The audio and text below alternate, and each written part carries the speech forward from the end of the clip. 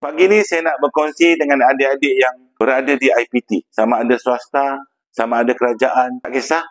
Tapi apa tips ataupun perkara penting anda perlu fikirkan, anda perlu buat bermula sekarang.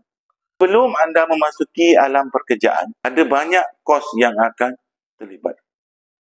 Kita pergi satu persatu. Pertama, bila anda graduate, anda perlukan kos untuk pergi interview, buat resume, sediakan pembelanjaan makan minum untuk mendapatkan kerja. Mungkin anda perlu pergi 10 kali interview, 15 kali interview sebelum anda ditawarkan pekerjaan. Dan proses itu memerlukan duit. Itu yang pertama. Bila dah ditawarkan kerja, proses yang kedua, anda pun perlukan duit nak beli pakaian. Kalau belum ada kenderaan, maknanya kena naik public transport, kos untuk ulang-alik ke tempat kerja, bayar rumah sewa, kos makan, kos-kos sampingan yang lain. Dan seterusnya, sebab bulan pertama anda bekerja, anda tidak akan dapat gaji. So, anda perlu ada simpanan yang baik sebelum anda memasuki alam pekerjaan.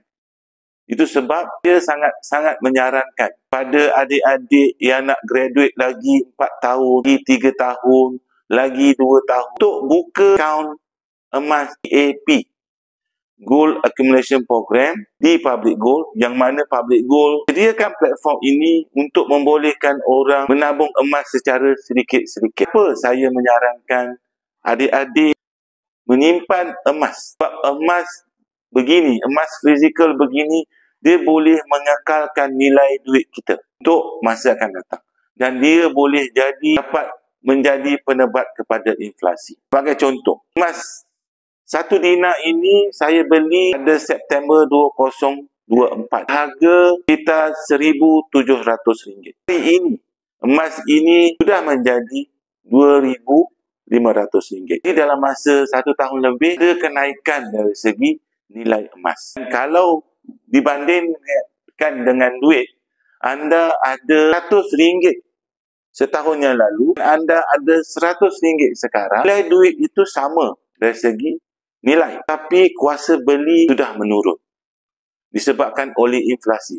Sebab dalam masa setahun, inflasi akan naik 2 hingga 4%. Itu sebabnya dia sangat-sangat menyarankan untuk adik-adik ke akaun emas Public Gold, menabung sedikit-sedikit, dan bila capai masa nak grad nanti, katakan ada 5 gram begini dan juga 1 dinar begini. 5 gram hari ini harga RM3,000, 1 dinar hari ini berharga RM2,500.